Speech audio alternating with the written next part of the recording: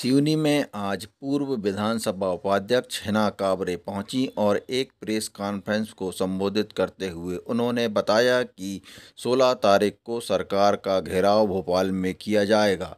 वहीं उनके द्वारा कहा गया कि जो वादे सरकार के द्वारा किए गए थे, उनके 1 साल पूर्ण हो जाने के बावजूद भी उन वादों को पूरा नहीं किया गया है।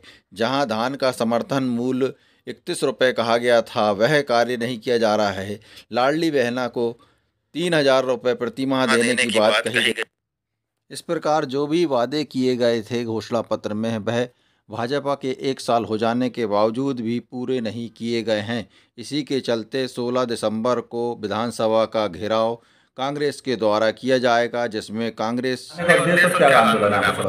16 तारीख को सरकार को 1 साल हो गए, भारतीय जनता पार्टी की सरकार को, और उस 1 साल में अपने घोषणा पत्र की बातों पर अमल नहीं करने को लेकर कांग्रेस ने 16 दिसंबर को विधानसभा का सत्र का पहला दिन है, विधानसभा घेराव का कार्यक्रम रखा है, जिसमें सबसे प्रमुख रूप से मुद्दा हमारे किसानों का है। 2700 रुपये में गेहूं की खरीदी, 3100 रुपये जो भी धान सोसाइटियों में जाने लगा, उसका 3100 रुपये जिस रेट को देने की बात सरकार ने चुनाव में कहा था, भारतीय जनता पार्टी ने अपने चुनाव में प्रमुख मुद्दों में उसको शामिल किया था। इन्हीं सब विषयों को लेकर है। लाडली बहनाओं को जो 1250 मिल रहे हैं, जिनको 3,000 रुपये देने की बात उन्होंने कही थी। उज्ज्वला योजना के तहत हमारी महिलाओं को गैस का सिलेंडर 450 रुपये में देने की बात कही गई थी। पेंशन को बढ़ाने की बात कही गई थी। युवाओं को हमारे रोजगार देने की बात कही गई थी। ऐसे विभिन्न मुद्दों को, खासकर महिला शोषण, अत्याचार, जो हमारे अनुसूचित जाति जनजाति सभी वर्गों को की मैं बात करूँगी, उन सब चीज़ों को लेकर आज 16 दिसंबर को हमारे अध्यक्ष आदरणीय जीतू पटवारी जी के नेतृत्व में, उमंग सिंगारी जो हमारे नेता प्रतिपक्ष हैं, उनके नेतृत्व में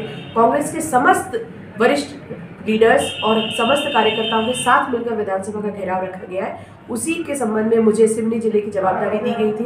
मध्य प्रदेश विधानसभा के उपाध्यक्ष होने के नाते मुझे सिवनी में प्रेस कॉन्फ्रेंस की जवाबदारी मिली थी और इसलिए मैं यहाँ पर आई थी। हमारे जिला कांग्रेस कमेटी के अध्यक्ष आदरणीय राजकुमार कुनाना जी के साथ मिलकर हमने ये पत्रकार वार्ता उन्होंने आयोजित करवाई। मैं सबका दिल से धन्यवाद करती हूँ और आप सबसे भी अपेक्षा करती हूँ कि इस आंदोलन में न केवल कांग्रेस के कार्यकर्ता बल्कि हमारे जो किसान भाई हैं वो भी बढ़ चढ़कर हिस्सा लें। यही हमारा उद्देश्य है।